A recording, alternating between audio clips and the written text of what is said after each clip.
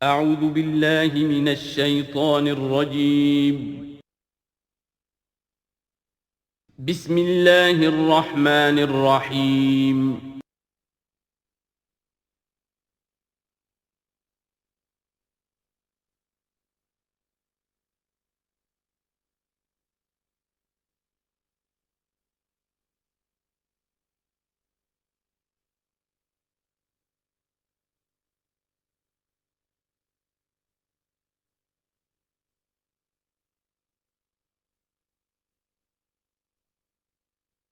اعوذ باللہ من الشیطان الرجیم بسم اللہ الرحمن الرحیم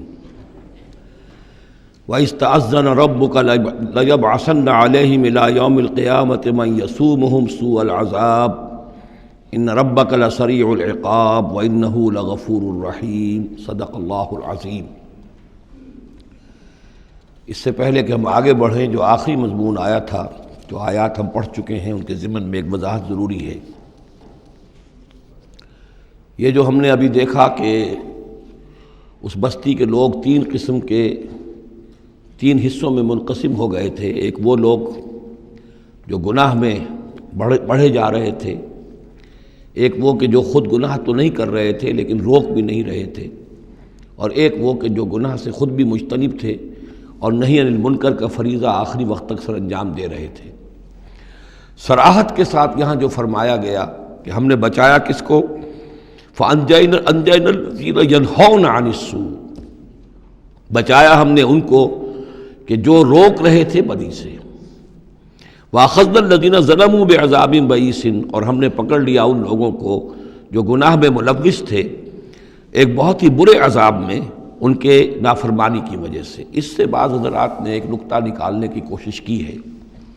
اور وہ یہ ہے کہ ایک گروہ کے بارے میں صراحت کے ساتھ آ گیا کہ اس کو بچا لیا، وہ لوگ جو نہی عن المنکر کر رہے تھے۔ ایک گروہ جس کے بارے میں صراحت سے کہا گیا کہ اس پر عذاب آیا، وہ ہے جو گناہ میں ملوث تھے۔ گویا کہ درمیانی گروہ جو ہے اس کے بارے میں یہاں سکوت اختیار کیا گیا ہے۔ ان کو ایک طرح سے امید دلائی جا رہی ہے کہ جو لوگ گناہ سے مجتنب رہیں گے، اگر وہ خود گناہ میں ملوث نہیں ہوئے ہیں تو اس عذاب سے کہ دنیا میں آتا ہے اس سے وہ بچا لیے جائیں گے، اور یہ بہت بڑی غلط فہمی ہے۔ یہ ایسی ہی بات ہے جیسے کہ میں نے آپ کو بتایا تھا سورہ مائدہ کے پڑھتے ہوئے کہ جو آیت مبارکہ تھی کہ علیکم انفسکم لا یضرکم من ضل اذا اہتدیتم، تو حضرت ابوبکر رضی اللہ تعالیٰ عنہ کو خطبہ ارشاد فرمانا پڑا کہ لوگوں تم اس آیت سے بالکل غلط نتیجہ نکال رہے ہو۔ اس کا یہ مطلب نہیں ہے کہ دعوت اور تبلیغ اور امر بالمعروف اور منکر تمہاری ذمہ داری نہیں ہے، بلکہ مطلب یہ ہے کہ تم اپنا سب کچھ کر لو، زور لگا لو سمجھانے کا، امر بالمعروف کا، نہی عن المنکر کا، پھر بھی اگر کچھ لوگ اڑے رہیں کفر پر اور گناہ پر تو پھر تم پر کوئی وبال نہیں ہے۔ اصل مفہوم یہ ہے، لیکن اس سے انسان جو ہے چاہتا ہے ذمہ داری سے فرار، تو اس کے لیے جہاں کہیں بھی اسے بہانہ ملتا ہے اس قسم کے وہ نقطے تراشتا ہے۔ یہاں یہ سمجھ لیجئے کہ اصل میں نہی عن المنکر نہ کرنا بھی تو جرم ہے۔ فَأَخَذْنَا الَّذِينَ ظَلَمُوا، ظلم جو لوگ ظلم کر رہے تھے، ایک دوہرا ظلم کر رہے تھے کہ گناہ میں ملوث بھی تھے اور اس میں ملوث تھے، اور دوسرے وہ لوگ تھے کہ جو اگرچہ ملوث نہیں تھے لیکن یہ کہ وہ روک نہیں رہے تھے۔ نہ روکنے کا جرم جو ہے یہ تو موجود ہے، اگر نہی عن المنکر فرض ہے، اگر یہ ذمہ داری ہے تو نہ روکنا جو ہے یہ خود اپنی جگہ پر ایک جرم ہے۔ اس کے لیے میں آپ کو اصل میں ایک حدیث سنا دینا چاہتا ہوں، جو حدیث اس معاملے میں سمجھتا ہوں کہ آخری اور نص قطعی کی حیثیت رکھتی ہے، اور یہ حدیث جو ہے مولانا اشرف علی تھانوی رحمۃ اللہ علیہ نے خطبات جمعہ جو مرتب کی ہیں ان میں اس حدیث کو شامل کیا ہے، اور یہ حدیث قدسی ہے۔ اوحی اللہ عز وجل الی جبرائیل علیہ الصلاۃ والسلام ان اقلب مدینۃ کذا و کذا باہلھا، اللہ تعالیٰ نے وحی کی حضرت جبرائیل کو کہ فلاں فلاں شہروں کو پل پٹ کر دو، الٹ دو، جیسے کہ عامورہ اور صدوم کے شہروں کے بارے میں حکم آیا۔ قال فقالا، حضور فرماتے ہیں اس پر حضرت جبرائیل نے عرض کیا بارگاہ خداوندی میں، رب یا رب ان فیہا عبدک فلانا لم یعصک طرفۃ عین، پروردگار اس میں تو تیرا فلاں بندہ بھی ہے جس نے کبھی پلک جھپکنے جتنی دیر بھی معصیت میں نہیں گزاری، گناہ سے اتنا پاک صاف، نگاہ کا ادھر سے ادھر ہو جانا، اتنا وقت بھی کبھی معصیت میں صرف نہیں کیا، تو کیا اس پر بھی الٹ دوں؟ قال فقال، حضور نے فرمایا، اس پر اللہ تعالیٰ نے ارشاد فرمایا اقلبها علیہ وعلیہم، الٹو اس بستی کو، پہلے اس پر پھر دوسروں پر۔ وجہ کیا ہے؟ فإن وجهه لم يتبعر في ساعة قط، اس کے چہرے کا رنگ میری غیرت کی وجہ سے کبھی متغیر نہیں ہوا۔ یہ خود تو گناہ سے بچا رہا، لیکن گناہ پھیلتے رہے، شریعت کی دھجیاں بکھرتی رہیں، اللہ تعالیٰ کے احکام کا مذاق اڑایا جاتا رہا، اور یہ اپنے دھندے میں لگا رہا، کاروبار میں لگا رہا، یا اپنے نوافل میں لگا رہا، مراقبوں میں لگا رہا، ذکر اذکار میں لگا رہا، تو یہ دوسروں سے بڑھ کر مجرم ہے۔ اقلبها علیہ، اقلبها علیہ وعلیہم، الٹو اس بستی کو، پہلے اس پر پھر دوسروں پر۔ فإن وجهه لم يتبعر فی ساعة قط۔ اور دوسرے یہ کہ قرآن مجید میں سورہ انفال اب بہت قریب آ گئی ہے، ہم پڑھیں گے جلد ہی، وہ آیت مبارکہ بھی نص قطعی ہے قرآن کے حوالے سے، یہ تو حدیث کے حوالے سے ہوئی۔ قرآن مجید میں فرمایا گیا واتقوا فتنة لا تصیبن الذین ظلموا منکم خاصہ۔ اس دنیا میں جب کوئی اجتماعی سزا آتی ہے، کسی قوم کے اندر بحیثیت مجموعی جب منکرات پھیل جائیں، تو جب سزا آتی ہے تو پھر وہ صرف جو گناہ گار ہیں انہی کو اپنی لپیٹ میں نہیں لیتی، بلکہ وہ لوگ جو بچے ہوئے تھے وہ بھی لپیٹ میں آ جاتے ہیں۔ ہاں، امید جو دلائی گئی ہے یہاں سے وہ یہ ہے کہ جو امر بالمعروف و نہی عن المنکر کی آخری حد تک، آخری وقت تک کوشش کرتے رہے ہوں، اللہ تعالیٰ ان کو بچا لے گا۔ اب آگے چلیے، وَإِسْتَأْذَنَ رَبُّكَ، اور یاد کرو جب کہ آپ کے رب نے یہ اعلان کر دیا، لَيَبْعَثَنَّ عَلَيْهِمْ، وہ لازماً اٹھاتا رہے گا ان پر، مسلط کرتا رہے گا ان پر، الی یوم القیامہ، قیامت کے دن تک، ایسے لوگوں کو، من یسومہم سوء العذاب، جو انہیں بدترین عذاب کے اندر مبتلا کرتے رہیں گے۔ ان ربک لسریع العقاب، یقیناً آپ کا رب سزا دینے میں بہت جلدی کرتا ہے۔ وَإِنَّهُ لَغَفُورٌ رحیم، اور یقیناً وہ غفور بھی ہے، رحیم بھی ہے۔ اللہ کی تو یہ دونوں شانیں ہیں، وہ عزیز ذو انتقام بھی ہے، سریع العقاب بھی ہے، لیکن وہ غفور اور رحیم بھی ہے۔ اب یہ آپ کا طرز عمل ہے کہ آپ اپنے آپ کو اس کی کس شان کا مستحق بناتے ہیں۔ اس آیت میں واقعہ یہ ہے کہ جس قانون کا ذکر ہو رہا ہے اللہ تعالیٰ کی طرف سے، اس فیصلے کا، وہ ہماری نگاہوں کے سامنے ان کی پوری تاریخ، اس لیے کہ اس کے بعد آ رہا ہے وَقَطَّعْنَاهُمْ فِي الْأَرْضِ أُمَمًا، ہم نے انہیں زمین کے اندر منتشر کر دیا، فرقوں کے اندر اور قوموں کے اندر۔ یہ ڈایاسپورا جو ہے ان کا، جو سن 70 سے شروع ہوا ہے۔ سن 70 عیسوی میں جو رومن جنرل تھا ٹائٹس، اس نے سیکنڈ ٹیمپل کہ جو حضرت عزیر علیہ السلام کے زمانے میں پھر دوبارہ ہیکل تعمیر ہوا تھا، اس کو شہید کیا۔ 1,33,000 یہودیوں کو ایک دن میں قتل کیا یروشلم میں، اور یہاں سے یہودیوں کو نکال باہر کیا، فلسطین سے نکال دیے گئے، تم اب فلسطین میں نہیں رہ سکتے۔ وہاں سے ان کا ڈایاسپورا شروع ہوا ہے، کوئی کہیں چلا گیا، کوئی کہیں چلا گیا، کوئی روس میں چلا گیا، کوئی یورپ میں چلا گیا، کوئی ہندوستان میں آ گیا، کوئی مصر میں آباد ہو گیا، کوئی اور دور دراز کے علاقوں میں۔ پھر جب یہ امریکہ دریافت ہوا ہے تو یہ امریکہ بھی چلے گئے، وہاں بھی جا کر آباد ہو گئے۔ تو یہ ان کا ڈایاسپورا کا پیریڈ ہے کہ جس میں یہ گویا کہ منتشر کر دیے گئے پوری زمین کے اندر، ان کی کوئی ایک جمعیت کہیں نہیں رہی، اور ہر جگہ ان سے نفرت تھی، شدید نفرت۔ بلکہ ان کے اوپر واقعہ یہ کہ یورپ میں تو بڑا ان کے اوپر ظلم بھی ہوتا تھا، جس طرح چاہتے تھے ان کو وہاں کے عیسائی جو ہیں، جیسا کہ میں بتا چکا ہوں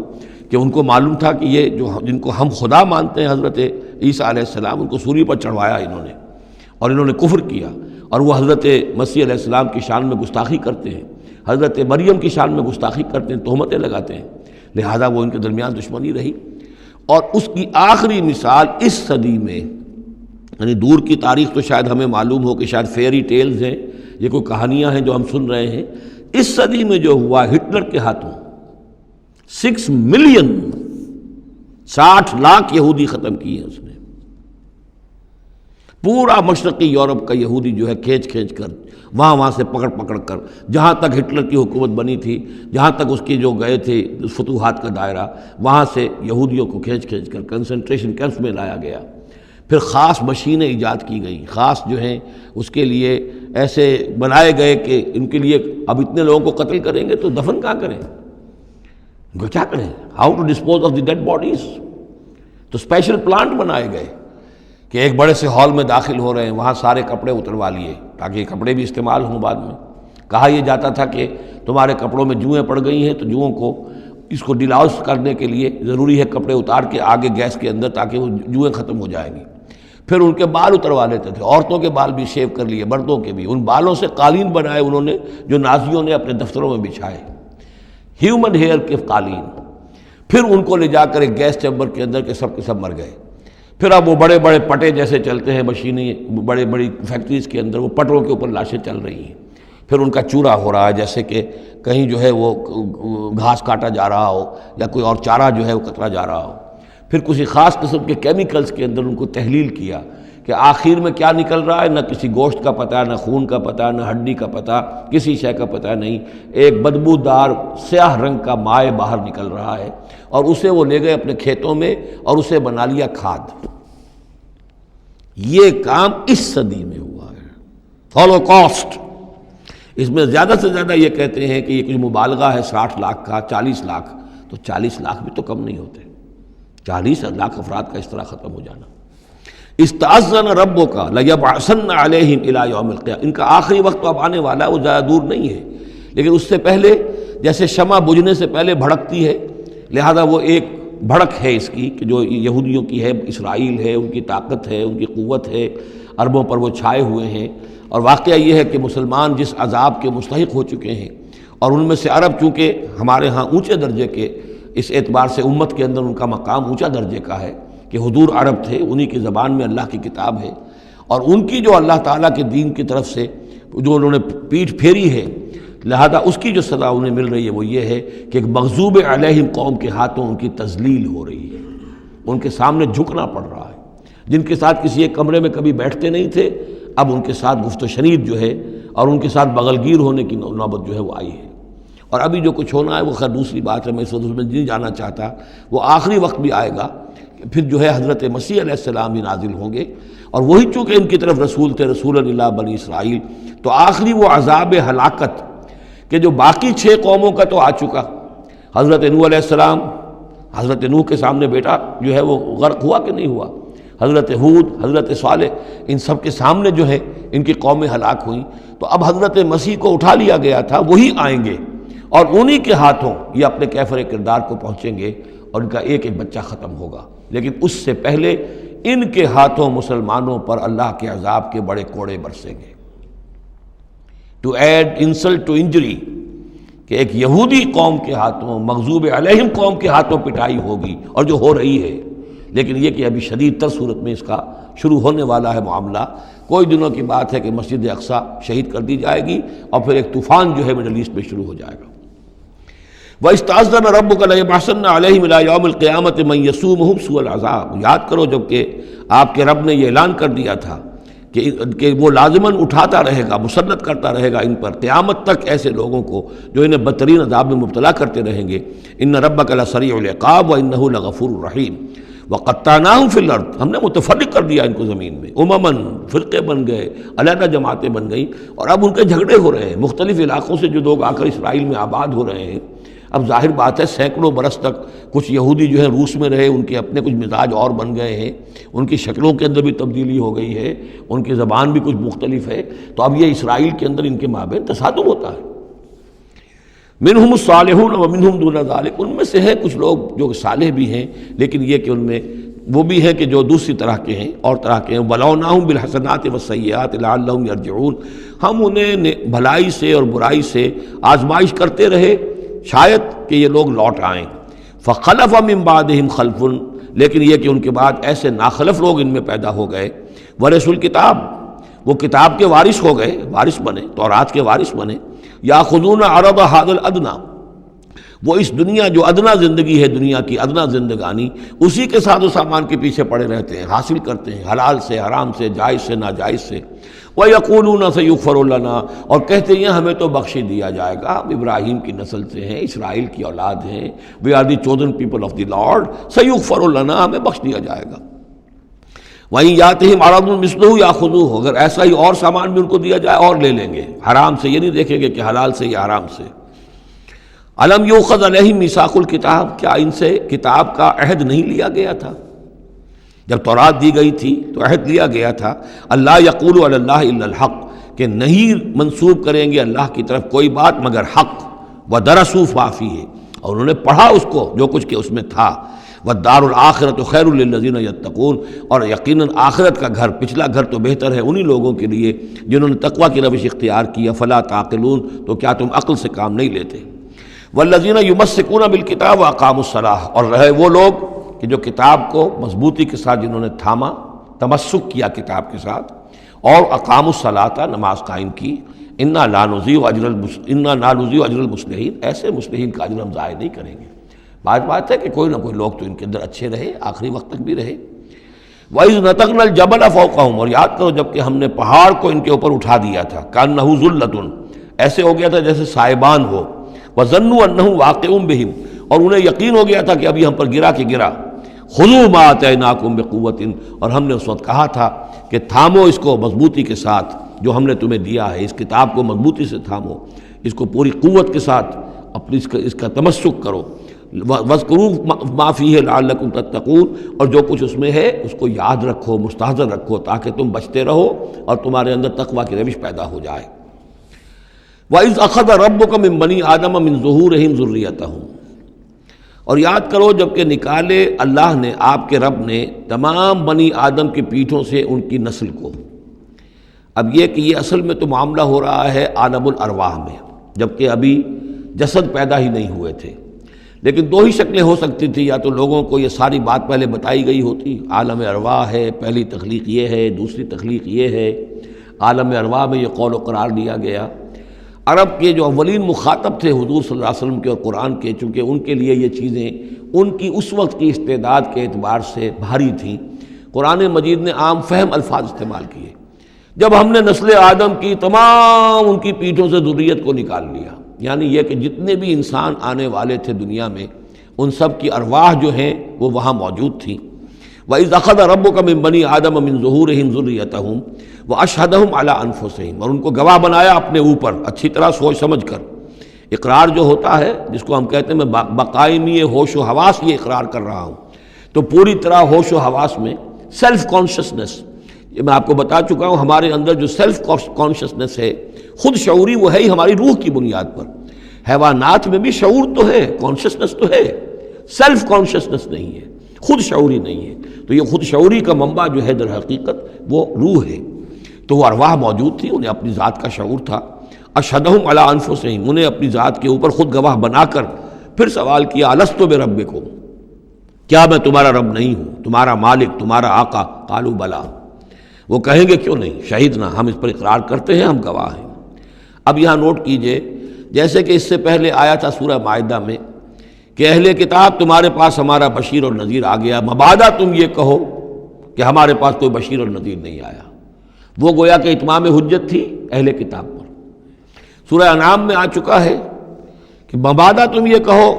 کہ کتابیں تو دی گئی تھیں ہم سے پہلے دو گروہوں کو،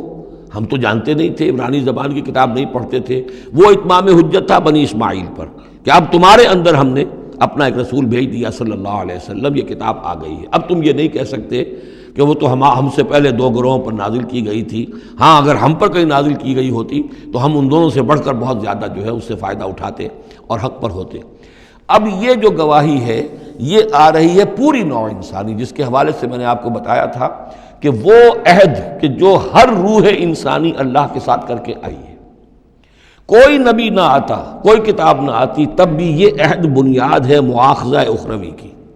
محاسبہ، accountability, the grand accountability of the day of judgment. اس کا بیسس جو ہے وہ یہ ہے، بنیادی بات یہ ہے، بنیادی حجت یہ ہے. نبوت سے، کتابوں سے، وحی سے یہ تو اتمام حجت ہوا ہے، اضافی شے ہے. اللہ نے امتحان کو اور آسان کر دیا نوع انسانی کے لیے، لیکن بنیادی حجت جس کی بنا پر ہر انسان رسپانسبل ہے، اکاؤنٹیبل ہے، وہ یہ عہد ہے.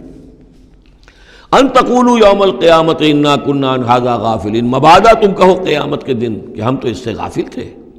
او تقولوا انما اشرک آباؤنا من قبل، یا تم یہ کہو، یہ پلی لے لو کہ ہمارے آباء و اجداد تھے، انہوں نے شرک کیا تھا. وَكُنَّا ذُرِّيَّةً مِّن بَعْدِهِمْ، ہم ان کے بعد ان کی نسل میں سے تھے، ہم ان کے راستے پر چلتے رہے، لہذا اصل جرم تو ان کا ہے، ہمارا نہیں. أَفَتُهْلِكُنَا بِمَا فَعَلَ الْمُبْطِلُونَ، تو کیا پروردگار تو ہمیں ہلاک کرے گا ان لوگوں کے فعل کی وجہ سے کہ جنہوں نے یہ باطل ایجاد کیا تھا. ایجاد تو انہوں نے کیا تھا، ہم تو موجد نہیں ہیں، ہم تو ان کے مقلد تھے، متبع تھے. وَكَذَلِكَ نُفَصِّلُ الْآيَاتِ وَلَعَلَّهُمْ يَرْجِعُونَ، اور اسی طریقے سے ہم اپنی آیات کو تفصیل سے بیان کر دیتے ہیں تاکہ وہ لوٹیں، شاید کہ وہ لوٹیں، سوچیں، غور کریں، رجوع کریں۔ اب ایک واقعہ آ رہا ہے ایک شخصیت کا، اور اس کی تمثیل کے پیرائے میں، ویسے تو یہ واقعہ ہے، یہ صرف کوئی تشبیہ نہیں ہے، لیکن یہ کہ اس کو تمثیلاً لائے ہیں۔ افراد اور اقوام کا کوئی معاملہ ایسا بھی ہوتا ہے کہ کسی قوم کو یا کسی فرد کو اللہ نے کوئی بہت اونچا مقام دیا ہو، بہت اس پر اکرام فرمایا ہو، بہت انعام کیا ہو، لیکن پھر یہ کہ وہ اپنی کسی ایک ہی خباثت کی وجہ سے اور کسی ایک بڑی غلطی جو ہے گراوٹ کی وجہ سے وہ اپنی تمام ان فضیلتوں سے محروم ہو جائے اور بالکل شیطان کا چیلا بن کر رہ جائے۔ وَاتْلُ عَلَيْهِمْ نَبَأَ الَّذِي آتَيْنَاهُ آيَاتِنَا، یہ بلعام بن باورہ، اس کی تفصیل جو ہے تورات میں ہے۔ یہ ایک اسرائیلی تھا، بہت نیک، عابد، زاہد، عالم، تورات کا بہت بڑا عالم، عابد اور زاہد، اور لوگ جو ہیں اس کی بہت عزت کرتے تھے، احترام کرتے تھے، اولیاء اللہ میں سے تھا۔ وَاتْلُ عَلَيْهِمْ نَبَأَ الَّذِي آتَيْنَاهُ آيَاتِنَا، نبأ ہے اس لیے یہ واقعہ ہے، یہ صرف مثال نہیں ہے۔ ان کو سنائیے خبر اس شخص کی جس کو ہم نے اپنی آیات عطا کی تھی۔ اس سے میں یہ مفہوم لیتا ہوں کہ صاحب کرامت بزرگ تھا، یعنی جو آیات جو ہیں یہاں پر خاص طور پر کرامت کے لیے آ رہا ہے۔ فَانْسَلَخَ مِنْهَا، وہ اس میں سے نکل بھاگا۔ فَأَتْبَعَهُ الشَّيْطَانُ، تو شیطان اس کے پیچھے لگ گیا۔ یہاں بھی ایک نقطہ بہت اہم ہے، پہلے انسان خود غلطی کرتا ہے، شیطان مجبور نہیں کر سکتا کسی کو غلطی پر۔ اِنَّ عِبَادِي لَيْسَ لَكَ عَلَيْهِمْ سُلْطَانٌ، کوئی اختیار کسی بندے پر شیطان کو حاصل نہیں ہے۔ غلطی خود کرے گا، اب شیطان جو ہے اس کا پیچھا کرے گا، اور اب اس کو، جس کو ہم کہتے ہیں ہمارے پنجاب میں یہ کہا جاتا ہے برے کو گھر تک پہنچا کے رہنا، کہ اب یہ کہ اسے کہیں راستے میں چھوڑے گا نہیں بلکہ آخری برائی کی آخری منزل تک پہنچائے گا۔ وَاتْلُ عَلَيْهِمْ نَبَأَ الَّذِي آتَيْنَاهُ آيَاتِنَا فَانْسَلَخَ مِنْهَا فَأَتْبَعَهُ الشَّيْطَانُ فَكَانَ مِنَ الْغَاوِينَ، تو وہ ہو گیا گمراہوں میں۔ وَلَوْ شِئْنَا لَرَفَعْنَاهُ بِهَا، ہم چاہتے تو اسے ان آیات اور جو بھی اس کے پاس علم تھا اس کے ذریعے سے ہم اسے اور بلند کرتے، اور اونچا مقام دیتے۔ وَلَكِنَّهُ أَخْلَدَ إِلَى الْأَرْضِ، مگر وہ تو زمین کی طرف دھنستا چلا گیا۔ یہ زمین کی طرف دھنسنا کیا ہے؟ ایک ہمارا جسد ہے، یہ حیوانی جسد، یہ زمین سے آیا ہے۔ منہا خلقناکم، اور اس کے تقاضے ہیں۔ ایک وہ روح ہے جو عہد کر کے آئی ہے الستو بربکم، ان کے درمیان کشاکش ہے۔ روح چاہتی ہے اوپر اٹھنا، کل شیء یرجع الی اصلہ، ہر شے اپنی بنیاد اور اپنی جڑ کی طرف، اپنے منبع اور سرچشمے کی طرف لوٹنا چاہتی ہے، لہذا روح اوپر اٹھنا چاہتی ہے، وہ اوپر سے آئی ہے۔ یہ جسم جو ہے، یہ ہمارا حیوانی جسد، یہ زمین سے آیا ہے، اس کی ساری توجہات زمین کی طرف ہیں، یہیں کا مال و متاع ہو، یہیں سے اس کی خوراک آ رہی ہے، یہیں سے اس کی تقویت کا سامان آ رہا ہے، ساری چیزیں یہ۔ اب یہ جو کشاکش ہے، انسان کی روح وہ اللہ کی طرف جانا چاہتی ہے، اور یہ جسم جو ہے یہ دنیاوی لذتوں میں، عیش میں، دنیا کے اندر جو ہے حلال سے حرام سے جو بھی حاصل کیا جا سکے، بابر بعیش کوش کہ عالم دوبارہ نیست۔ اب اگر کوئی شخص فیصلہ کر لیتا ہے زمین کی طرف بیٹھنے کا، تو گویا کہ اب اس نے اپنے آپ کو اللہ تعالیٰ کی توفیق سے وہ محروم کر لیا۔ فانسلخ منہا، اب وہ روح سسکتی رہے گی، احتجاج کرتی رہے گی، سسکتی رہے گی، ایک وقت میں آ کر شاید وہ مر جائے، اس پر موت وارد ہو جائے، اور وہ زندہ ہونے کی شکل میں بھی وہ در حقیقت ایک مقبرہ بن جائے یا تعزیہ بن جائے کہ روح اس کے اندر دفن ہو چکی ہے۔ تو نظر آ رہا چلتا پھرتا انسان، حقیقت میں وہ انسان تو مر چکا، اندر روح جو ہے وہ دفن ہو چکی، اب جو چل رہا ہے وہ حیوان انسان چل رہا ہے، وہ انسان جو تھا وہ تو مر چکا۔ تو یہ ہے وَلَكِنَّهُ أَخْلَدَ إِلَى الْأَرْضِ، زمینی خواہشات، زمینی آرزوئیں، یہ نچلے درجے کی سفلی قسم کی خواہشات، سفلی آرزوئیں اور امنگیں۔ وَاتَّبَعَ هَوَاهُ، اور اس نے پیروی کی اپنی خواہشات کی۔ فَمَثَلُهُ كَمَثَلِ الْكَلْبِ، تو اس کی مثال کتے کی سی ہے۔ إِن تَحْمِلْ عَلَيْهِ يَلْهَثْ أَوْ تَتْرُكْهُ يَلْهَثْ، وہ ہر وقت ہی ہانپتا رہتا ہے، کوئی اس کے اوپر بوجھ رکھیے تب بھی ہانپے گا، اور ویسے بھی وہ اس کی زبان باہر نکلی ہوتی ہے، ہانپتا رہتا ہے۔ اسی طرح کا معاملہ ہے کہ اللہ نے تو اس کو اپنی نعمتیں عطا کی، لیکن وہ بدبخت ان کی قدر کرنے کی بجائے اس کتے کے مانند ہانپنے لگا اور زمین ہی کی طرف، اور کتا آپ نے دیکھا ہوگا چلتا ہوا سونگھتا جاتا ہے زمین کو، ہر وقت سونگھے گا زمین کو۔ ذالک مثل القوم الذین کذبوا بآیاتنا، یہی مثال ہے اس قوم کی بھی جنہوں نے ہماری آیات کو جھٹلایا۔ اور یہاں پھر نوٹ کیجئے کہ پاکستانی قوم اس کی سب سے بڑی مثال ہے۔ پاکستان کا بن جانا معجزہ تھا کسی حساب کتاب میں آنے والی شے نہیں۔ پھر پاکستان کا قائم رہ جانا معجزہ تھا، انگریزوں کو بھی اور ہندوؤں کو بھی یقین تھا کہ پاکستان قائم نہیں رہ سکتا، وائبل نہیں ہے، ختم ہو جائے، لیکن یہ کہ پاکستان قائم رہا۔ سن 65 میں اس کا بچ جانا معجزہ تھا۔ اتنی یقینی بات تھی کہ BBC ٹیلی ویژن کے اوپر دکھا دیا گیا فال آف لاہور، لاہور جو ہے وہ بھارتی فوج داخل ہو چکی ہے، قبضہ کر چکی ہے، اتنی یقینی بات تھی۔ شام کو جم خانہ میں شراب پینے کا پکا پروگرام تھا، لیکن خوف طاری کر دیا اللہ تعالیٰ نے ان کے دلوں پر، شاید ہمارا کوئی گھراؤ کیا جا رہا ہے، کوئی ریزسٹنس نہیں ہے، کیا ہوا ہے؟ یہاں ہم غافل پڑے ہوئے تھے، ریزسٹنس کیا ہوتی؟ لیکن بجائے اس کے کہ وہ یہ سمجھتے کہ یہ غافل ہیں اور ریزسٹنس اس لیے نہیں ہو رہی، ان کے دلوں میں سألقی فی قلوب الذین کفروا الرعب، میں ان کافروں کے دلوں میں رعب ڈال دوں گا، وہ رعب پڑ گیا، پاکستان بچ گیا۔ تو یہ ساری چیزیں ہیں، معجزے پر معجزے ہیں، لیکن یہ سب کس لیے تھا کہ ہم اس ملک کو ہم نے حاصل کیا تھا اسلام کے نام پر، اسے تجربہ گاہ بنائیں گے، اسے ایک نمونہ بنا دیں گے پوری دنیا کے لیے، پوری دنیا دیکھے گی کہ اسلام کیا ہے، اسلام کا عادلانہ نظام کیا ہے۔ قائد اعظم نے کہا تھا ہم اس لیے پاکستان چاہتے ہیں کہ ہم عہد حاضر میں اسلام کے اصول حریت و اخوت و مساوات کا ایک نمونہ دنیا کے سامنے پیش کریں، وہ کہاں ہے؟ فانسلخ منہا، ان تمام آیات سے ہم نکل بھاگے ہیں، شیطان کی پیروی کی ہے، اور جو حال ہوا ہے 2 لخت ہو چکے ہیں، اور ابھی کیا حال ہوگا، جو نئی صورتحال جو ہے اس ملک کے اندر اب کھدبد ہونے لگی ہے، پکنے لگی ہے، اس کی صورتحال کیا بنے گی واللہ عالم۔ ذالک مثل القوم الذین کذبوا بآیاتنا، یہی مثال اس قوم کی بھی ہے جس نے ہماری آیات کو جھٹلایا۔ فاقصص القصص لعلہم یتفکرون، تو اے نبی آپ یہ چیزیں سنا دیجئے، شاید یہ تفکر کریں، شاید کہ یہ غور کریں، آپ یہ باتیں ہماری سنا دیجئے۔ سا مثلا القوم الذین کذبوا بآیاتنا، بری ہے مثال اس قوم کی جنہوں نے ہماری آیات کو جھٹلایا، وانفسہم کانوا یظلمون، اور وہ خود اپنی جانوں کے اوپر ظلم ڈھاتے رہے۔ من یہد اللہ فہو المہتدی، جسے اللہ ہدایت دیتا ہے وہی ہدایت یافتہ ہوتا ہے۔ ومن یضلل فاولئک هم الخاسرون، اور جس کی گمراہی کے اوپر اللہ تعالیٰ کی طرف سے مہر قائم ہو جائے تو وہ تو تباہ ہونے والے ہی ہیں۔ وَلَقَدْ ذَرَأْنَا لِجَهَنَّمَ كَثِيرًا مِنَ الْجِنِّ، اب یہ تیسری بات آ گئی حکمت قرآنی کی۔ دیکھیے پہلے وہ عہد الست جو عالم ارواح میں ہم نے کیا تھا،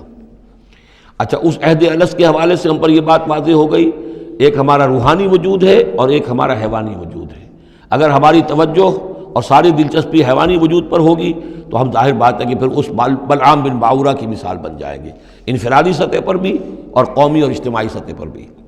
اب تیسری بات آ رہی ہے کہ انسانوں میں سے کثیر انسان وہ ہیں جو نظر آتے ہیں انسان، حقیقت میں انسان نہیں ہے، حیوانوں کی سطح پر ہے۔ وَلَقَدْ ذَرَأْنَا لِجَهَنَّمَ كَثِيرًا مِنَ الْجِنِّ وَالْإِنسِ، ہم نے جہنم کے لیے پیدا کیے ہیں بہت سے جن اور انس۔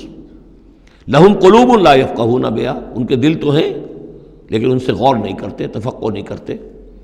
وَلَهُمْ أَعْيُنٌ لَا يُبْصِرُونَ بِهَا، ان کی آنکھیں ہیں ان سے دیکھتے نہیں۔ وَلَهُمْ آذَانٌ لَا يَسْمَعُونَ بِهَا، ان کے کان ہیں لیکن ان سے سنتے نہیں۔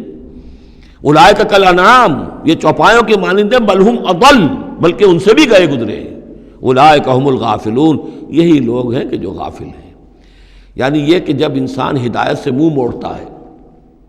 اور جب ہٹ دھرمی پر اتر آتا ہے اور جب اللہ تعالیٰ دلوں پر مہر کر دیتا ہے اور ان کی سماعت پر کانوں پر مہر لگا دیتا ہے، ان کی آنکھوں پہ پردے ڈال، اب یہ کیا رہ گئے؟ اب یہ انسان نہیں رہے، ان کے دل تو ہیں تفقع سے خالی ہے، مہر لگ چکی ہے۔ آنکھیں تو ہیں حیوانوں کا سا دیکھنا دیکھ رہی ہیں، کتا بھی دیکھ لیتا ہے گاڑی آ رہی ہے مجھے بچنا ہے، انسان نے بھی دیکھ لیا، لیکن یہ دیکھنا حیوانی دیکھنا ہے۔ انسانی دیکھنا تو کچھ اور ہوتا ہے، کسی شے کو دیکھے اور اس کی حقیقت پر غور کرے۔ اہل نظر ذوق نظر خوب ہے، لیکن جو شے کی حقیقت کو نہ دیکھے وہ نظر کیا۔ لیکن یہ انسانی دیکھنا جو ہے، دیدن دیگر آموز شنیدن دیگر آموز، وہ دوسری قسم کا دیکھنا سیکھو، دوسری قسم کا سننا سیکھو۔ وہ سننا جو دل سے سنا جاتا ہے، وہ دیکھنا جو دل سے دیکھا جاتا ہے۔ لیکن جب ان کے دلوں پر مہر ہو گئی، ان کے کانوں پر مہر ہو گئی، ان کی آنکھوں پر پردے پڑ گئے، اب ان کا حال کیا ہے؟ لہم قلوب لا یفقہون بہا ولہم اعین لا یبصرون بہا ولہم آذان لا یسمعون بہا اولئک کالانعام بل ہم اضل، یہ چوپایوں کے مانند ہیں بلکہ ان سے بھی گئے گزرے۔ اس لیے کہ چوپایوں کو تو اللہ نے پیدا ہی اس لیول پر کیا تھا، ان کو پیدا کیا تھا بہت اونچے مقام پر۔ یہی سورۃ التین کا مضمون ہے، والتین والزیتون وطور سینین وہذا البلد الامین لقد خلقنا الانسان فی احسن تقویم ثم رددناہ اسفل سافلین۔ انسان پیدا کیا گیا اس بلند ترین مقام کے اوپر، مسجود ملائک، لیکن پھر جب یہ گرتا ہے تو سب سے نچلوں میں سب سے نیچے ہوتا ہے۔ تو یہ وہ لوگ ہیں اولئک کالانعام بل هم اضل اولئک هم الغافلون، یہی لوگ ہیں جو غافل ہیں، اس دنیا میں رہتے ہیں حیوانوں کی طرف کھایا پیا چرا چگا اور جو ہے بس دنیا کی لذتیں اٹھائیں اور مر گئے، کچھ ہوش نہیں کہ کیوں ہم پیدا کیے گئے، کون ہمارا خالق ہے، کون ہمارا مالک ہے، زندگی کاہے کے لیے ہے، زندگی آمد برائے بندگی، زندگی بے بندگی شرمندگی، کو مرنے کے بعد کہیں کسی کے سامنے حاضری ہے، کوئی جواب نہیں، کچھ نہیں، کوئی ہوش نہیں۔ وَلِلَّهِ الْأَسْمَاءُ الْحُسْنَى، اور تمام اچھے نام اللہ ہی کے ہیں، فَادْعُوهُ بِهَا، تو پکارو انہیں اس کے ذریعے سے، پکارو اللہ کو ان کے ذریعے سے۔ ایک نقطہ یہاں نوٹ کر لیجئے، قرآن مجید سے کہیں اللہ تعالیٰ کے لیے لفظ صفت ثابت نہیں ہوتا، ویسے حدیث میں ہے، میں صرف بیان کر رہا ہوں، قرآن میں نہیں۔ قرآن میں اللہ کے لیے لفظ آتا ہے نام، اسماء، یہ سب اللہ کے نام ہیں، ویسے یہ کہ صفاتی نام ہے یہ دوسری بات ہے، لیکن صفات کا لفظ جو ہے، صفت کا لفظ اللہ کے لیے ایجاباً مثبت طور پر قرآن میں کہیں نہیں آیا، نام ہے اللہ کے۔ اور نام جو ہے در حقیقت کسی ایک ہی شے کے 100 نام ہو سکتے ہیں، تلوار کے 5000 نام ہیں، تلوار تو ایک ہی شے ہے نا، لیکن اس کے مختلف اوصاف کے اعتبار سے بہت سے نام اس کے عرب رکھ لیتے تھے۔ تو اللہ تعالیٰ کے نام ہیں، ان ناموں میں سے کچھ قرآن میں بھی آئے ہیں، کچھ ایک حدیث ہے حضرت ابو ہریرہ سے رضی اللہ تعالیٰ عنہ، جس میں کہ حضور نے 99 نام گنوائے ہیں کہ اللہ کے یہ 99 نام ہیں، اور ان کے ذریعے سے تو اللہ سے دعا کی جائے تو اس کے ناموں کے حوالے سے، اللہ تعالیٰ کے ناموں کے، فَادْعُوهُ بِهَا، اللہ تعالیٰ کو پکارا کرو اس کے ناموں کے حوالے سے، یا ستارو، یا غفارو، یا کریمو، یا علیمو، یہ اس طریقے سے اللہ تعالیٰ کے جو نام ہیں، تو یا اللہ ہو، ظاہر بات ہے کہ اللہ جو ہے وہ بھی اللہ کا سب سے بڑا نام، سب سے اہم نام ہے، اس حوالے سے اس کو پکارو، دعا کرو اس کے ناموں کے حوالے سے۔ وَذَرُوا الَّذِينَ يُلْحِدُونَ فِي أَسْمَائِهِ، اور چھوڑ دو، دفع کرو ان لوگوں کو کہ جو اس کے ناموں میں کجی نکالتے ہیں، لحد کہتے ہیں ٹیڑھ کو، یہ قبر جو ہوتی ہے ایک سیدھی ہوتی ہے اور ایک ہوتی ہے لحد والی جس میں کہ بغلی قبر، تو اسماء الہی میں لحد الحاد جو ہے تو یہ ہے کہ ان کا غلط استعمال کیا جائے، انہی ناموں کے حوالے سے ان کے مراقبے کر کے ان کے اندر تاثیرات ہیں، اس میں کوئی شک نہیں، لیکن ان کے غلط استعمالات جو ہیں وہ درست نہیں ہیں۔ اللہ تعالیٰ کے ذکر کے لیے، اللہ سے خود اپنی دعا کے لیے ان کو ذریعہ بنایا جائے، لیکن ان کو لوگوں کے لیے نقصان پہنچانے کا ذریعہ بنانا یہ گویا کہ الحاد ہو جائے گا، غلط استعمال۔ اور دوسرے یہ کہ بعض اللہ تعالیٰ کے نام جو ہیں وہ جوڑوں کی شکل میں ہیں، ان میں ایک ہی کے حوالے سے پکارنا وہ بھی الحاد ہو جائے گا۔ المعز المذل، یہ اب جوڑا ہے، وہی عزت دینے والا ہے، وہی ذلت دینے والا ہے، لیکن اگر آپ نے یا مذلو یا مذلو یا مذلو کہنا شروع کر دیا تو یہ الحاد ہو جائے گا، اے ذلیل کرنے والے، اے ذلیل کرنے والے، اے ذلیل کرنے والے، جہاں دونوں لفظ آنے چاہیے، یا معز ہو یا مذلو، اے وہ کہ جو عزت دینے والا ہے اور اے وہ کہ جو ذلیل کرتا ہے۔ یہ دونوں نام جو ہے الرافع والخافض، ایک وہ ہے کہ جو اٹھانے والا ہے، اونچا کرنے والا ہے اور نیچے گرانے والا ہے، وہ الخافض بھی ہے، الرافع بھی ہے، المعز بھی ہے، المذل بھی ہے، المحیی بھی ہے، الممیت بھی ہے، زندہ رکھنے والا بھی ہے، موت وارد کرنے والا بھی ہے۔ تو یہ جو جوڑوں کے نام ہیں ان کو ساتھ ساتھ ہی ہمیشہ رکھنا چاہیے۔ سَيُجْزَوْنَ مَا كَانُوا يَعْمَلُونَ، القریب وہ بدلہ پائیں گے اپنے اعمال کا۔ وَمِمَّنْ خَلَقْنَا أُمَّةٌ يَهْدُونَ بِالْحَقِّ وَبِهِ يَعْدِلُونَ، اور جو انسان ہم نے پیدا کیے ہیں ان میں یقیناً ہر دور میں کچھ لوگ رہے ہیں، ایسی جماعتیں رہی ہیں، اور جیسے کہ حضور نے ضمانت دی ہے کہ میری امت میں ایک طبقہ، ایک جماعت، ایک گروہ ضرور، لا تزال فی امتی طائفۃ قائمین علی الحق، حق پر قائم رہے گی۔ تو فرمایا وہ یہدون بالحق، جو حق کی ہدایت بھی دیتے رہیں گے، اور بہی یعدلون، اور حق ہی کے ساتھ عدل بھی کرتے رہیں گے۔ والذین کذبوا بآیاتنا سنستدرجهم من حیث لا یعلمون، باقی رہے وہ لوگ کہ جو ہماری آیات کی تکذیب کرتے ہیں تو ہم رفتہ رفتہ سہج سہج ان کو لے آئیں گے وہاں سے جہاں انہیں پتہ بھی نہیں ہوگا۔ استدراج اسے کہتے ہیں کہ ایک شخص کفر کے راستے میں بڑھتا جا رہا ہے، لیکن اس کی کامیابیاں دنیا میں بڑھتی جا رہی ہیں، وہ اور بڑھ رہا ہے اور بڑھ رہا ہے، وہ سمجھ رہا ہے اللہ کا فضل ہو رہا ہے مجھ پر، حالانکہ اصل میں اللہ تعالیٰ نے اس کی رسی دراز کی ہے تاکہ اور گناہ جو اس نے کمانے ہیں وہ کما لے۔ اس کو استدراج کہتے ہیں، اور یہ بہت بڑا فتنہ ہے۔ بسا اوقات ایک انسان غلط راستے پر چل رہا ہے لیکن وہ اس استدراج کی وجہ سے یہ سمجھ بیٹھتا میں صحیح راستے پر ہوں، تبھی تو اللہ کی رحمت آ رہی ہے، تبھی تو مجھے کامیابی مل رہی ہے، قدم قدم پر جو ہے کامیابی میری قدم بوسی کر رہی ہے۔ نہیں، یہ استدراج ہے۔ والذین کذبوا بآیاتنا سنستدرجهم من حیث لا یعلمون، ہم آہستہ آہستہ انہیں پکڑ لیں گے جہاں سے انہیں پتہ بھی نہیں ہوگا۔ واملی لہم، آپ ان کو ڈھیل دیں گے، ان کیدی متین، میری چال بہت مضبوط ہے۔ جب وہ مچھلی جو ہے کانٹا اس کی حلق میں اب پھنس چکا ہے، اب اس کی ڈور جو ہے آپ ڈھیل کرتے رہیے، کوئی حرج نہیں، ان قیدی متین، کہیں جانے والی نہیں ہے۔ اولم یتفکروا، کیا یہ لوگ تفکر نہیں کرتے، غور و فکر نہیں کرتے؟ ما بصاحبہم من جنہ،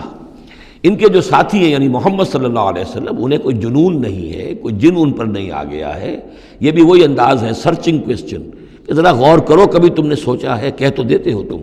کبھی سوچا ہے یہ محمد صلی اللہ علیہ وسلم جو تمہاری نگاہوں کے سامنے ہے، ان کی سیرت، ان کا کردار، ان کی شخصیت، ان کی طہارت، ان کی صفائی، نظافت، یہ چیزیں ایسی ہیں کہ جن کے بارے میں کوئی شخص یہ کہہ سکے کہ ان پر کوئی جن آ گیا ہے یا ان کا کوئی دماغی توازن ٹھیک نہیں رہا؟ ما بصاحبہم من جنہ، کوئی ان کو جنون نہیں ہے، کوئی جن ان کے اوپر نہیں آ گیا، ان ہوا الا نذیر مبین، نہیں ہے یہ مگر ایک واضح طور پر خبردار کر دینے والے۔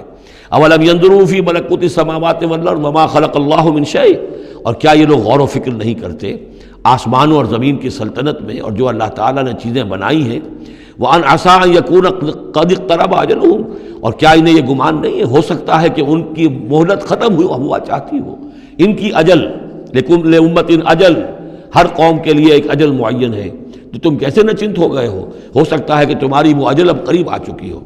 ان یکون قد اقترب اجلهم فبأي حدیث بعدہ یؤمنون، تو اب اس کے بعد اور کس شے پر، کس بات پر یہ ایمان لائیں گے؟ من یضلل اللہ فلا ہادی لہ، جس کو اللہ گمراہ کر دے گا یا جس کی گمراہی پر اللہ کی طرف سے مہر تصدیق ثبت ہو جائے گی، اب اسے کوئی ہدایت دینے والا نہیں۔ وَيَذَرُهُمْ فِي طُغْيَانِهِمْ يَعْمَهُونَ، اور وہ چھوڑ دے گا ان کو ان کی سرکشی میں اندھے ہو کر آگے بڑھتے ہوئے۔ يَسْأَلُونَكَ عَنِ السَّاعَةِ أَيَّانَ مُرْسَاهَا، اے نبی آپ سے پوچھتے ہیں یہ قیامت کب آئے گی، آپ ہمیں بہت ڈراتے رہتے ہیں قیامت قیامت قیامت کب آئے گی، کب لنگر انداز ہوگی؟ قُلْ إِنَّمَا عِلْمُهَا عِنْدَ رَبِّي، کہہ دیجئے اس کا علم تو میرے رب کے پاس ہے۔ لا يجلیها لوقتها الا هو، نہیں روشن کرے گا اسے اس کے وقت پر مگر خود وہ، اس کا وقت سوائے اللہ کے کسی کے علم میں نہیں، کسی فرشتے کے علم میں نہیں ہے، کسی کے علم میں نہیں ہے، وہی ہے لا یجلیها لوقتها، اپنے اس وقت معین کے اوپر خود ہی اسے روشن کرے گا۔ ثقلت فی السماوات والارض، ویسے وہ آسمانوں اور زمین ہی کے اندر اٹھی ہوئی ہے، حمل اسی کے اندر ہے اس کا، یعنی یوں سمجھیے کہ ہر شے کے اندر جو تخلیق کی گئی ہے اس کی فنا بھی اسی شے میں موجود ہے،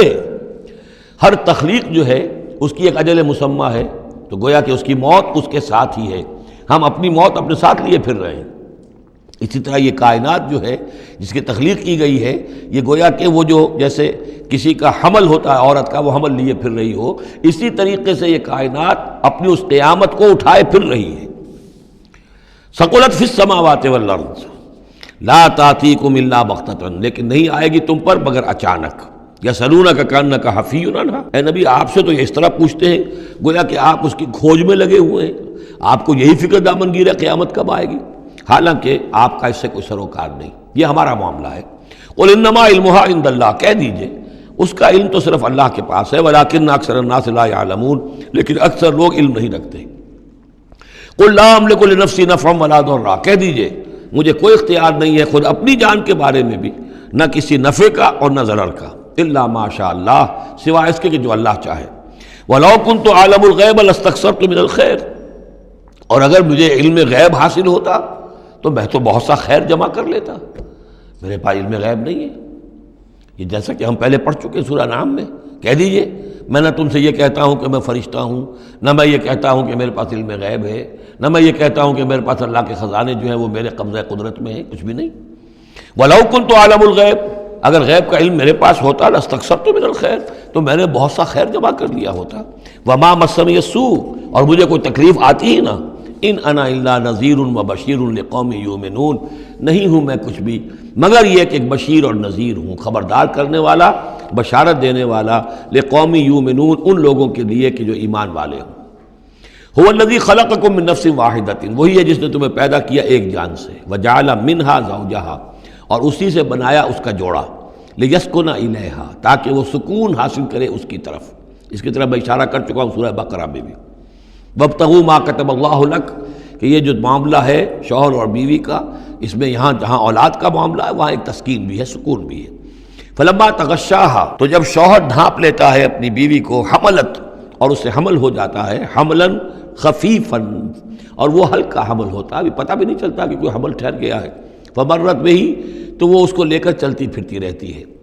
فلما اثقلت، جب بوجھل ہو جاتی ہے، دعوا اللہ ربہما، تو اب وہ دونوں اللہ کو پکارتے ہیں اپنے رب کو،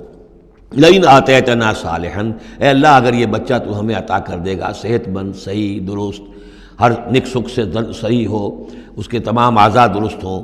لئن آتیتنا صالحا لنکونن من الشاکرین، تو ہم بڑا شکر ادا کریں گے، بڑا ہم تیرا احسان مانیں گے۔ فلما آتاہما صالحا، اور جب اللہ تعالیٰ نے انہیں عطا کر دیا درست بھلا چنگا بچہ، جعلا لہ شرکاء، اب اس میں شریک ٹھہرا دیے، یہ فلاں بزرگ کے مزار پہ میں گئی تھی، یہ ان کی نگاہ کرم ہوئی ہے، اور یہ فلاں جو ہے دیوی کی کرپا ہو گئی ہے کہ جس کی وجہ سے مجھے اولاد مل گئی ہے، دیا اللہ نے، اور اب یہاں پہ اس کے لیے دیوی اور دیوتا یاد آ گئے۔ فتعالی اللہ عما یشرکون، تو اللہ بہت بلند و بالا ہے ان کے شرک سے۔ ایشرکون ما لا یخلق شیئا وہم یخلقون، کیا وہ ان چیزوں کو شریک کر رہے ہیں اللہ کے ساتھ جو کوئی شے تخلیق کرتے ہی نہیں، وہ تو خود مخلوق ہیں۔ فرشتے ہیں تو مخلوق ہیں، جنات ہیں تو مخلوق ہیں، انبیاء ہیں تو مخلوق ہیں، اولیاء اللہ ہیں تو مخلوق ہیں، یہ تو خود مخلوق ہیں، سب کے سب مخلوق ہیں۔ ایشرکون ما لا یخلق شیئا وہم یخلقون ولا یستطیعون لہم نصرا ولا انفسہم ینصرون، نہ وہ ان کی مدد کر سکتے ہیں نہ وہ اپنی مدد پر قادر ہیں، وہ تو سب کے سب جو ہے اللہ کے بندے ہیں۔ ان تدعوہم الی الہدی، اب یہاں پر تدریجاً بات لائی جا رہی ہے ان کو کہ جو ان کے اصل جو ڈیٹیز ان کی ہیں، وہ تو سمجھتے ہیں دیویاں ہیں، دیوتا ہیں، وہ تو اوپر ہیں، وہ تو انویزیبل ہیں، ہم نے ان کے نام پر یہ بت تراش لیے ہیں۔ تو چاہے رادھا کرشنن ہو، چاہے کوئی اور فلسفی ہو، وہ کہے گا یہ کہ ہم ان بتوں کو نہیں پوج رہے، ہم بھی جانتے ہیں یہ پتھر ہے، پتھر کے سوائے میں کیا ہے، یہ نہ دیکھ سکتے ہیں نہ چل سکتے ہیں، پتھر ہیں۔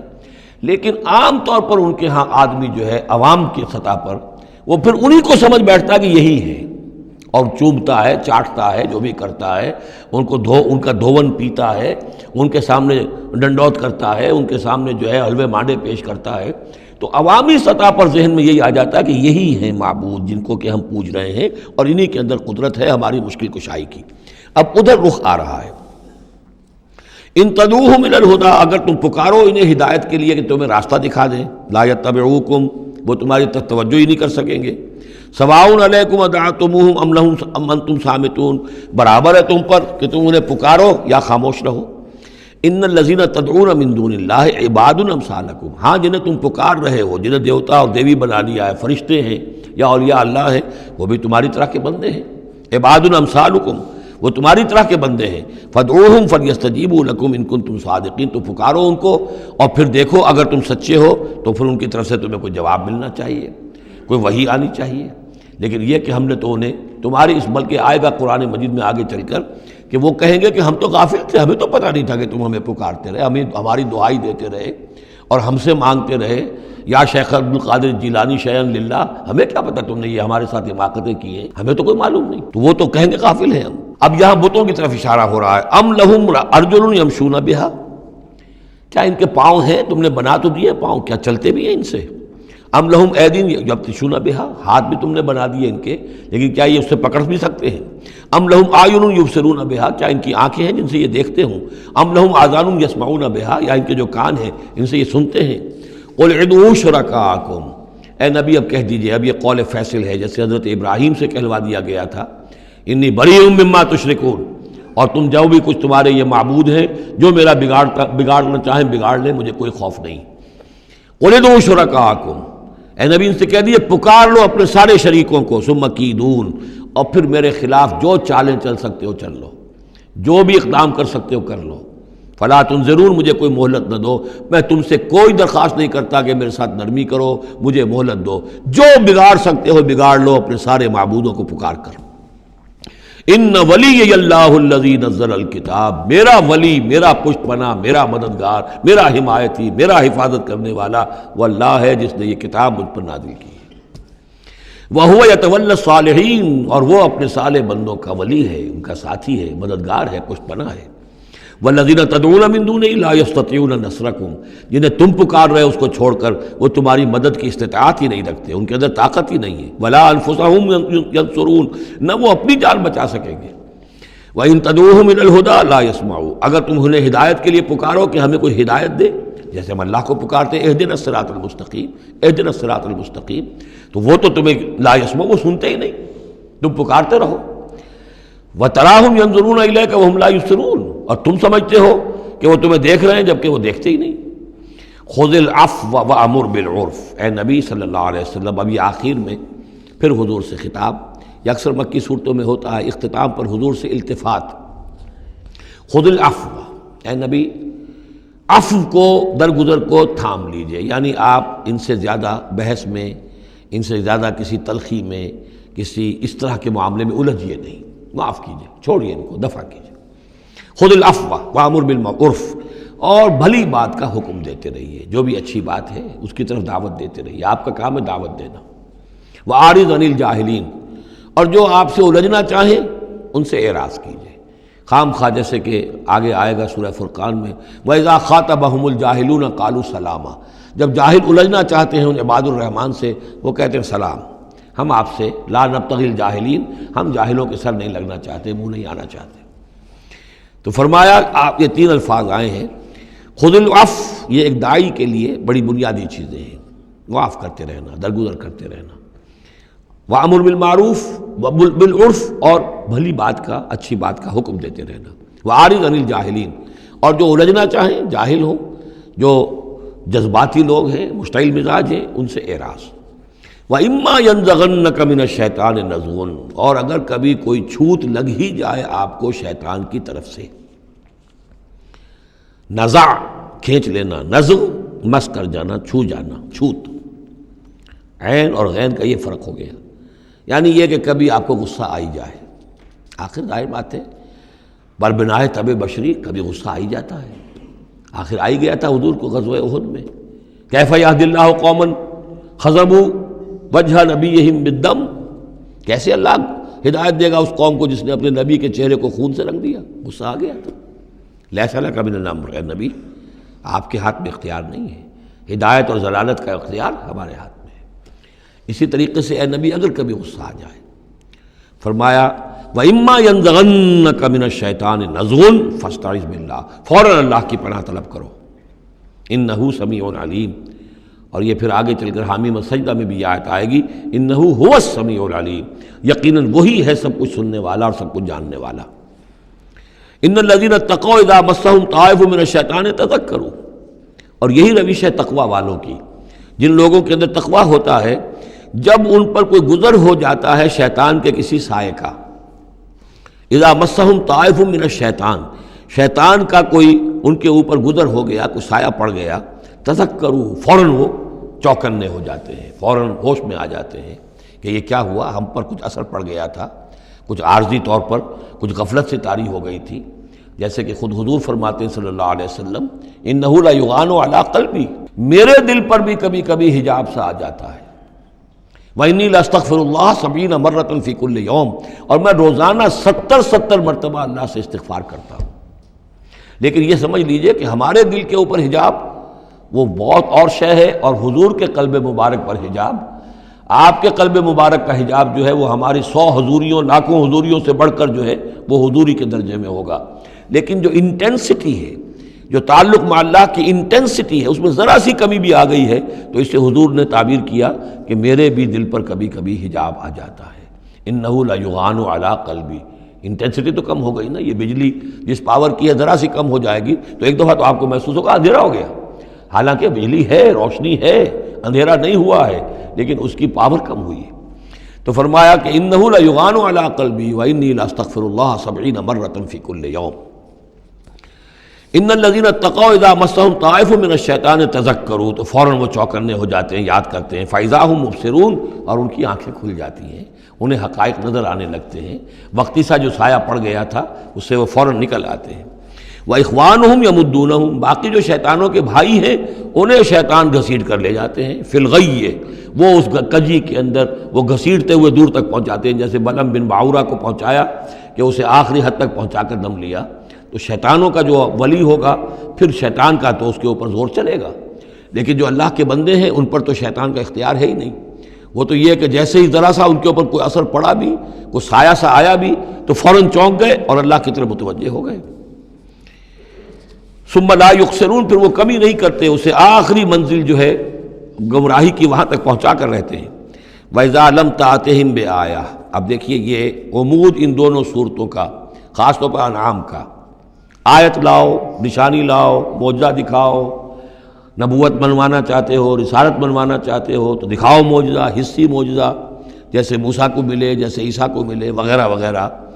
اب اس کو سم اپ کر رہے ہیں، وَإِذَا لَمْ تَأْتِهِمْ بِآیَةٍ، اے نبی جب آپ ان کے پاس کوئی معجزہ نہیں لائے، قالوا، انہوں نے کہا لولا اجتبیتہا، کیوں نہیں کوئی چن کر لے آتے، کہیں سے چھانٹ کر لے آتے، تو اب تمہارا دعویٰ یہ ہے تم اللہ کے رسول ہو، محبوب ہو، تو کیا وجہ ہے، کیوں رہ گئے، کس وجہ سے؟ لولا اجتبیتہا، کہیں سے کوئی چھانٹی کر کے، کہیں سے کوشش کر کے لے آتے۔ قل انما اتبع ما یوحی الی، اس زمن میں ایک واقعہ میں نے پڑھا تھا، یہ تفسیر کبیر میں، امام راضی کی تفسیر میں، کہ حضور کے ایک پھپھی زاد بھائی تھے، اگرچہ وہ ایمان نہیں لائے تھے لیکن حضور سے ہمدردی رکھتے تھے، ساتھ رہتے تھے، تعاون کرتے تھے، جہاں کہیں حضور جاتے تھے دل میں نرمی تھی ان کے، اور امید تھی حضور کو کہ حضور ایمان لے آئیں گے۔ لیکن جب آخری معاملہ یہ ہوا کہ جو سرداران قریش تھے انہوں نے گویا کہ ان کے اپنے زوم میں انہوں نے حجت قائم کر دی، اے نبی یہ معجزہ دکھا دو، اے محمد چلو مان لیں گے، چلو یہ نہیں دکھا سکتے یہ دکھا دو، یہ نہیں دکھا سکتے یہ دکھا دو، وہ سب سورہ بنی اسرائیل میں آئے گا۔ تو جب یہ ساری باتیں حضور نے کہا نہیں میرے اختیار میں نہیں ہے، یہ تو اللہ تعالیٰ کا فیصلہ ہے، اللہ جب چاہے گا دکھائے گا، میرے اختیار میں نہیں ہے، تو پھر وہاں سے حضور جب اٹھے سب وہاں تو شور مچ گیا، پھر ظاہر بات ہے کہ وہ تو تالی پٹ گئی ہوگی کہ بس رہ گئے ان کی، اب تو یہ تو ہمارے جو عوام ہیں انہوں نے کہا ہوگا کہ ہمارے سردار تو جیت گئے، اس لیے کہ یہ تو ناکام رہ گئے، انہوں نے تو آخری درجے میں کہہ دیا یہ نہیں دکھا سکتے یہ دکھا دو، یہ نہیں دکھا سکتے یہ دکھا دو، یہ معجزہ نہیں تو یہ دکھا دو، یہ نہیں تو یہ دکھا دو، کوئی بھی نہیں دکھا سکتے۔ تو اس کے بعد جب حضور کے ساتھ وہاں سے حضور دل گرفتہ ہو کر اٹھے اور آئے تو ساتھ وہ پھوپھی زاد بھائی بھی تھا، اس نے کہا کہ محمد آج تو آپ کی قوم نے آپ پر حجت قائم کر دی ہے، اب میں آپ کا ساتھ نہیں دے سکتا۔ یعنی یہ ہے کہ جو اثر پڑتا تھا لوگوں کے اوپر کہ اب تو حجت آپ پر قائم ہے، تو جس کو میں نے کہا تھا سورہ انعام کا وہ مقام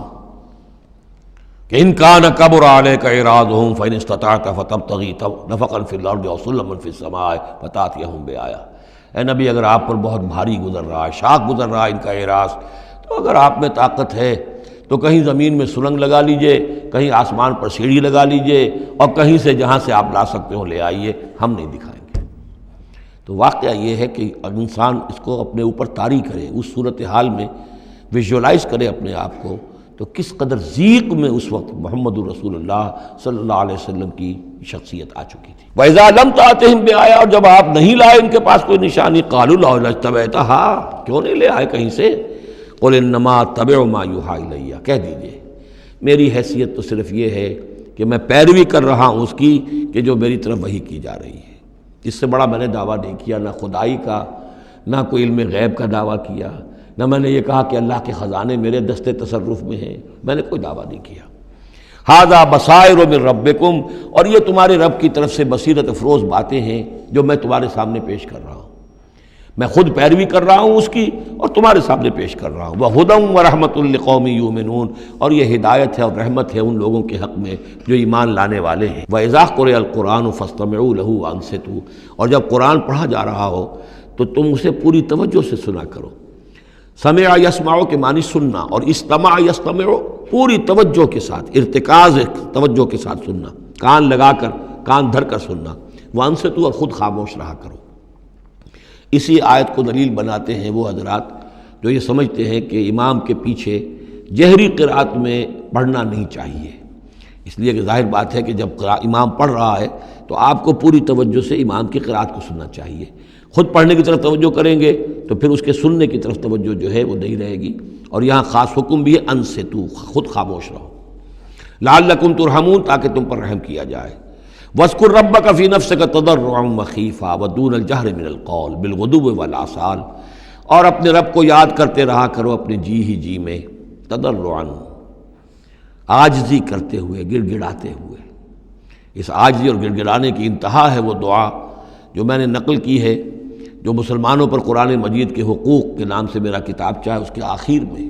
مقام عبدیت، اللہم انی عبدک وابن عبدک وابن امتک فی قبضتک ناصیتی بیدک ماض فی حکمک عدل فی قضاؤک۔ اے اللہ میں تیرا بندہ ہوں، غلام ہوں، میرا باپ بھی تیرا بندہ اور غلام تھا، میری ماں تیری ادنا کنیز تھی، میں تیرے قبضہ قدرت میں ہوں، میرے پورے وجود میں تیرا ہی حکم جاری و ساری ہے، اور تو جو بھی میرے بارے میں فیصلہ کرے عدل فی قضاؤک، وہ یقیناً حق پر اور عدل پر مبنی ہے۔ یہ عاجزی۔ اسألک بکل اسم هو لک، میں تجھ سے درخواست کر رہا ہوں تیرے ہر نام کے حوالے سے تیرا ہے، علمتہ احدا من خلقک، جو تو نے کسی اپنی مخلوق کو سکھایا، او انزلتہ فی کتابک، یا اپنا نام تو نے اپنی کسی کتاب میں نازل فرمایا، اب استاثرت بہ فی مکنون الغیب عندک، یا اپنے اس نام کو تو نے اپنے پاس ہی غیب میں ہی کہیں چھپا کر رکھا ہوا ہے، خزانہ بنایا ہوا ہے۔ میں ان تمام ناموں کے حوالوں سے